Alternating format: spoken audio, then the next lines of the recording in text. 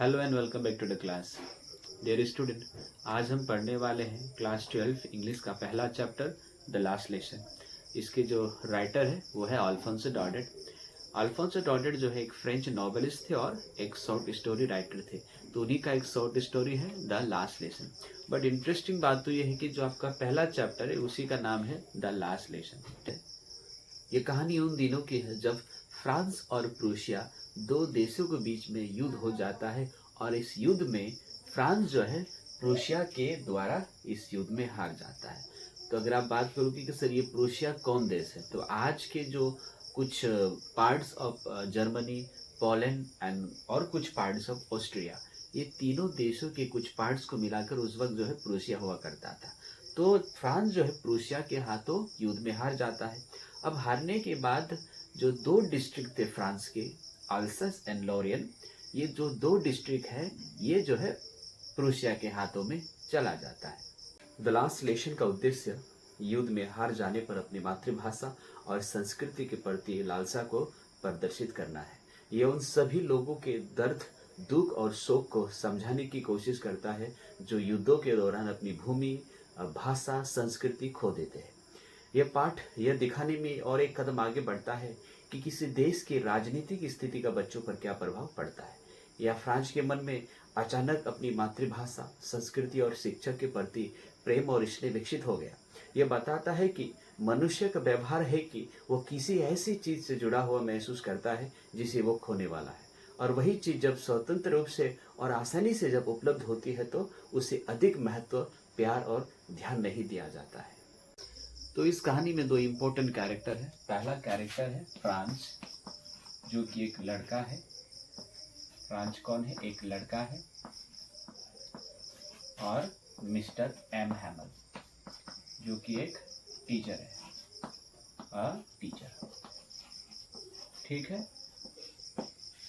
इस स्टोरी के दो इम्पोर्टेंट कैरेक्टर है। पहला एक फ्रांस, जो कि एक लड़का है, छोटा लड़का है, और मिस्टर एम हैमल, जो कि एक टीचर है, जो कि फ्रेंच लैंग्वेज पढ़ाते थे। ठीक है। अब इस स्टोरी को जो नैरेट किया है वो ये फ्रांस नाम के जो है लड़के ने इस स्टोरी को नैरेट किया हुआ है। ठीक है। तो फ्रांस कहता है कि मैं उस सुबह बहुत देर से स्कूल के लिए निकला और डांट से बहुत डर रहा था, खासकर इसलिए क्योंकि मिस्टर एम हैमल ने कहा था कि वो हमसे पार्टिसिपल्स के बारे में सवाल करेंगे और मुझे उनके बारे में एक शब्द भी नहीं पता था। तो एक पल के लिए मैंने भाग जाने और दिन बाहर बिताने के बारे में सोचा, क्योंकि दिन बहुत गर्म था, बहुत उज्जवल था। जंगल के किनारे पक्षी चहचहा रहे थे और 12 मील 100 मील के पीछे जो है खुले मैदान में प्रशिया के सोल्जर्स ड्रिल कर रहे थे। तो मुझे लगा यह सब पार्टिसिपल्स के नियम से कहीं अधिक लुभावना था, लेकिन मेरे पास खुद को रोकने की ताकत थी और मैं जल्दी से स्कूल चला गया। जब मैं टाउन हॉल से गुजरा तो बुलेटिन बोर्ड यानी कि नोटिस बोर्ड, समाचार बोर्ड के सामने बहुत भीड़ थी, क्योंकि पिछले 2 साल से जितनी भी जो खबर थी, जो बुरी खबर, वो सारी बुरी खबर यहीं से आ रही थी। जैसे युद्ध में हारना, है ना, कमांडिंग अफसर के आदेश। और मैंने बिना रुके खुद से सोचा कि अब मामला क्या हो सकता है। जब मैं जितनी जल्दी हो सकता था वहां से जा ही रहा था तो सामने से ब्लैक स्मिथ, लोहार वाचर और वहां उसके कुछ हेल्पर जो है बुलेटिन पढ़ रहे थे। उन्होंने मुझे पीछे से पुकारा और कहा कि अरे बच्चे, फ्रांस, तुम इतनी जल्दी स्कूल क्यों जा रहे? तुम्हारे पास तो बहुत समय है, तुम सही समय पर पहुंच जाओगे। लेकिन मुझे लगा कि शायद ये मेरा मजाक उड़ा रहे हैं, क्योंकि ऑलरेडी मैं स्कूल जाने में बहुत देर हो रहा था, है ना। और मैं हाँफते हुए जो है बहुत जल्दी से फिर एम हैमल के छोटे से बगीचे में पहुंचा। जब मैं वहां पहुंचा तो देखते हैं कि आमतौर पर जब स्कूल शुरू होता था तो बहुत हलचल होती थी, है ना, जिसकी आवाज जो है सड़क पर पहुंचती थी, सुनी जा सकती थी। जैसे कि डेस्क के खोलने और बंद होने की आवाजें, है ना, बच्चों की जोर से लेसन पाठ पढ़ने का, है ना, और शिक्षक एम हैमल के रूलर के जो है डेस्क में मारने वाले साउंड, ये सब जो है मुझे सुनाई देता था। लेकिन आज दिन बहुत शांत था। मैंने बिना किसी की नजर में आए अपने डेस्क पर पहुंचने के बारे में सोचा। जाहिर है ना कि उस दिन सब कुछ रविवार की तरह शांत लग रहा था। तो मैंने खिड़की से अंदर देखा। मैं क्या देखता हूं कि जो मेरे क्लासमेट थे, जो सहपाठी थे, वो पहले ही अपनी जगह पर बैठे हुए थे और एम हेमल अपने जो है बहुत डरावना जो भयानक आयरन स्टिक ले करके अपने यहाँ पे लेकर के यहाँ वहाँ कर रहे थे, है ना। और आप इमेजिन कीजिए कि मुझे दरवाज़ा खोलना था, दरवाज़ा खोल करके मुझे अपनी क्लास में एंटर होना था, है ना। तो आप सोच सकती हो कि मैं ऑलरेडी बहुत लेट से स्कूल पहुंचा और क्लास में ऑलरेडी मेरे क्लासमेट वहाँ बैठे हुए, तो मुझे अंदर जाना थोड़ा शर्म फील हो रहा था और मैं डरा हुआ भी था। लेकिन कुछ नहीं हुआ। मिस्टर एम हेमर जो हमारे फ्रेंच टीचर थे, उन्होंने मुझे देखा और बहुत प्यार से विनम्रता से मुझसे कहा कि फ्रांच, तुम जल्दी से अंदर आ जाओ, हम तो तुम्हारे बिना ही जो है क्लास स्टार्ट करने वाले थे। मैं फटाक सा बहुत जल्दी से जो है अपनी क्लास के अंदर गया और अपनी जगह पे बैठ गया।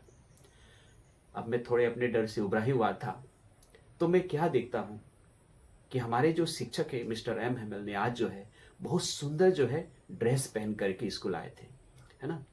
जैसे कि आप कोट कैप, है ना। अब ये दूसरे दिन नहीं पहनते थे, जो ये ड्रेस पहनते थे कभी जैसे कि पुरस्कार के दिन हो गया, कोई निरीक्षण दिन, वैसे ही दिन में जो है ये ऐसे कपड़े पहनते थे। लेकिन जिस चीज़ ने मुझे उससे भी ज़्यादा हैरान किया था वो यह था कि अक्सर जो क्लास के पीछे वाले बेंच में जो जगह खाली रहती थी, वहाँ गांव के लोग जैसे कि बूढ़ा हौसर, है ना, पूर्व मेयर, एक्स पोस्ट मास्टर, ये सब वहाँ पे बैठे थे और सब उदास लग रहे थे, है ना। अब मैं ये सब के बारे में जब सोच ही रहा था कि ऐसा क्यों हुआ, आज ये सारे लोग यहाँ पे आकर के इकट्ठा क्यों हैं, क्यों बैठे हुए, जब मैं ये सोच ही रहा था, इन सब के बीच जो है मिस्टर एम हेमल अपनी कुर्सी पर जाकर के बैठे और उन्होंने बहुत ही गंभीर और कोमल स्वर में जो कहा, उन्होंने कहा, मेरे प्यारे बच्चों, ये आज मेरा लास्ट लेसन है, क्योंकि बर्लिन से जो ऑर्डर आया है, आदेश आया है कि जो अल्सेस और लॉरेन जो थे, इन स्कूलों में केवल जर्मन पढ़ाया जाए। नया जो टीचर है, मास्टर कल आ जाएगा, यह तुम्हारा आखिरी फ्रेंच लेसन होगा। मैं चाहता हूं कि तुम बहुत ध्यान से इस क्लास को सुनो। यह शब्द मेरे लिए कितना बड़ा झटका था, लास्ट लेसन। तो मुझे एहसास हुआ कि शायद जब मैं स्कूल आ रहा था तो बुलेटिन बोर्ड में शायद यही जो है बुरी खबर थी और यही जो है खबर वो लोग पढ़ रहे थे। लेकिन मैं सोचता हूँ क्या ये मेरा लास्ट लेसन है, क्योंकि मुझे तो फ्रेंच अच्छी तरह से पढ़ना भी नहीं आता था, लिखना भी नहीं आता था। पहले जो मुझे अपनी किताबें बहुत भारी लगती थी, बहुत परेशान लगता था, लेकिन आज मुझे ये सब बहुत अच्छे लग रहे थे। मुझे ऐसा लग रहा था कि आज ये मेरे अपने दोस्त हैं जिन्हें मैं नहीं छोड़ सकता। और मिस्टर एम हेमल भी, है ना, मुझे विचार आया कि एम हेमल जो है आज हमें लास्ट लेसन पढ़ाने के बाद कल से स्कूल नहीं आएंगे।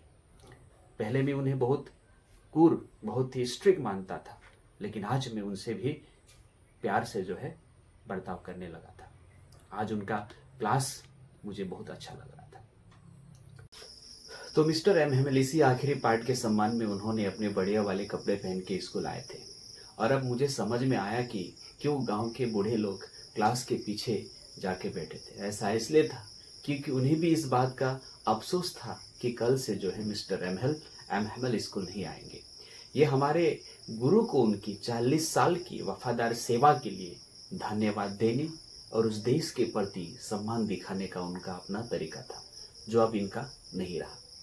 जब मैं ये चीज़ सोच रहा था तो मैंने सुना कि मिस्टर एम हेमल सर ने मुझे अपना नाम लेके पुकारा। अब बारी मेरी थी पार्टिसिपल के बारे में जवाब देने की। मैं क्या कुछ नहीं दे सकता था ताकि मैं पार्टिसिपल्स के उस भयानक नियम को पूरी तरह से बहुत जोर से और स्पष्ट रूप से और एक भी गलती किए बिना बोल सकूं। लेकिन मैं पहले ही शब्दों में उलझ गया और वहीं खड़ा रहा। मैं चाह करके भी कुछ नहीं बोल पाया और अपनी मेज डेस्क पर हाथ रखे हुए खड़े रहा और मैं ऊपर देखने की भी हिम्मत नहीं कर पा रहा था। मैंने मिस्टर एम हेमल को मुझसे कहते सुना, मैं तुम्हें डांटूंगा नहीं फ्रांच, तुम्हें भी बहुत बुरा लग रहा होगा। देखो ये कैसा है, हर दिन हम अपने आप से कहते थे कि बकवास, मेरे पास बहुत समय है, मैं इसे कल सीखूंगा। अब तुम देख रहे हो कि हम कहाँ पहुंच गए। यही ऑल्सेस की बड़ी समस्या है। वो कल तक सीखना टालती है, अब हम वहां के लोगों को तुमसे कहने का अधिकार होगा। ये कैसा है? तुम फ्रांसीसी होने का दिखावा करते हो और फिर भी तुम अपनी भाषा न तो बोल सकते हो और न ही लिख सकते हो। लेकिन तुम इतने बुरे नहीं हो छोटे फ्रांस। हम सभी के पास खुद को दोषी ठहराने के लिए बहुत कुछ है। तुम्हारे माता पिता भी तुम्हें पढ़ाने के लिए इतने उत्सुक नहीं थे। वे तुम्हें खेतों या मिलों पर काम करने के लिए भेजना चाहते थे ताकि थोड़े ज्यादा पैसा मिल सके। और मैं भी दोषी मानता। क्या मैंने तुम्हें अक्सर अपनी लेसन पढ़ाने के बजाय मेरे फ्लावर गार्डन को पानी देने के लिए नहीं भेजा? और जब मैं मछली पकड़ने जाना होता था मुझे, तो क्या मैं तुम्हें छुट्टी नहीं दी? तो इस तरह से मिस्टर एम हैमल एक बात से दूसरी बात पर चले जाते हैं। अब एम हैमल ने हमें फ्रेंच भाषा के बारे में बताया। उन्होंने कहा कि यह दुनिया की सबसे सुंदर भाषा है, सबसे स्पष्ट, सबसे तार्किक। हमें इसे अपने बीच सुरक्षित रखना चाहिए और इसे कभी नहीं भूलना चाहिए, क्योंकि जब लोग गुलाम होते हैं तो जब तक वे अपनी भाषा को मजबूती से पकड़े रहते हैं तब तक ऐसा लगता है जैसे उनके पास अपनी जेल की चाबी है। फिर उन्होंने एक व्याकरण ग्रामर खोला और हमें अपना पाठ पढ़ाया। और मैं ये देखकर कितना हैरान था कि मैंने इसे कितनी अच्छी तरह से समझ लिया। उन्होंने जो कुछ भी कहा वो बहुत आसान लग रहा था। मुझे भी लगता है कि मैंने कभी इतने ध्यान से नहीं सुना था और उन्होंने कभी भी इतने धैर्य के साथ सब कुछ नहीं समझाया था। ऐसा लग रहा था मानो मिस्टर एम हैमल जाने से पहले वो सब कुछ बताना चाहता था जो हम जानना चाहते थे। और ऐसा लग रहा था कि वो एक ही झटके में सब कुछ हमारे दिमाग में डाल देना चाहते थे। तो इस तरह से ग्रामर व्याकरण के बाद उन्होंने हमें कुछ राइटिंग का लेसन पढ़ाया। जब मिस्टर एम हैमल राइटिंग पढ़ा रहे थे तो मैंने छत पर कबूतरों की बहुत धीमी आवाज में बातें सुनी। मुझे ऐसा लगा, मैंने मन ही मन सोचा, क्या वो एक कबूतरों को भी जर्मन में गाने और पढ़ने सिखाएंगे? जब मैं अपने राइटिंग से ऊपर देखता तो मिस्टर एम हैमल अपनी कुर्सी पर बिना हिले डुले ऐसे बैठे थे। वो पहले एक चीज को देखते, फिर दूसरी चीज को देखते, मानो वे अपने मन में यह तय करना चाहते हो कि उस छोटे से स्कूल के कमरे में सब कुछ कैसा दिखता है। आप कल्पना कीजिए, 40 साल से वही उसी जगह पर बैठे थे। खिड़की के बाहर उनका बगीचा गार्डन था, उनके सामने उनकी कक्षा बिल्कुल वैसे ही है, केवल डेस्क और बेंच थोड़े बहुत बदल गई थी। बगीचे में अखरोट के पेड़ लंबे हो गए थे, है ना, जो कि उन्होंने खुद लगाया था। बेचारे यह सब छोड़कर उनको जो है जाना पड़ रहा हो तो उन्हें कितना दुख होगा। वो अपनी बहन को ऊपर के कमरे में इधर उधर घूमते देख रहे थे और अपने ट्रंक जो है पैक करते हुए सुन रहे थे, क्योंकि उन्हें अगले दिन देश छोड़ना था। लेकिन उनमें हर पाठ को अंत तक सुनने का और पढ़ाने का साहस था।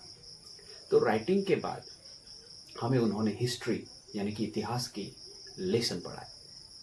और फिर बच्चों ने जैसे कि अल्फ़ाबेट्स होता है ना, ब बा बी बू बे, इस तरह से रिसाइट किया। कमरे के पीछे और जो बूढ़े लोग थे वहीं पे उनको अच्छी तरह से सुन रहे थे, उनकी भावनाओं को जो है सुन रहे थे।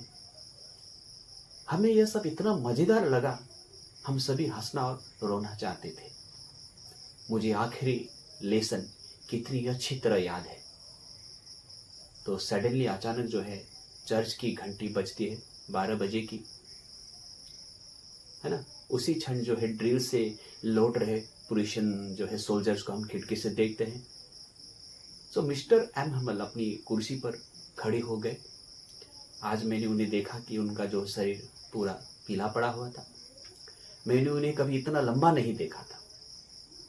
तो उन्होंने कहा, मेरे दोस्त, मैं बस यही कुछ कह पाए। क्योंकि उनके गले पे घुटन हो रहा था, वे कुछ बोल नहीं पा रहे थे। फिर वे मुड़े ब्लैक बोर्ड पर इस तरह से एक चौक उठाया और जितना हो सके उन्होंने बहुत बड़े अक्षरों में लिखा, विवे ला फ्रांस, यानी कि फ्रांस जिंदाबाद। फिर वह वहीं रुके, अपना सिर पीछे दीवार से टेका लिए और बिना कुछ कहे उन्होंने हाथ से हमें इशारा किया कि स्कूल की छुट्टी हो गई है, अब आप घर जा सकते हो। सो डियर स्टूडेंट्स, ये था लास्ट लेसन की कंप्लीट समरी। शायद आपको अच्छी तरह से समझ में आ गया होगा। मैं आपसे चाहता हूँ कि प्लीज़ मेरे चैनल को लाइक, शेयर, सब्सक्राइब करना, और अगर आपको बहुत अच्छा लगा हो, समझ में आया भी हो, तो कमेंट भी कर देना। बहुत ही जल्दी अगली वीडियो के साथ मिलते हैं, तब तक के लिए धन्यवाद। Thank you very much.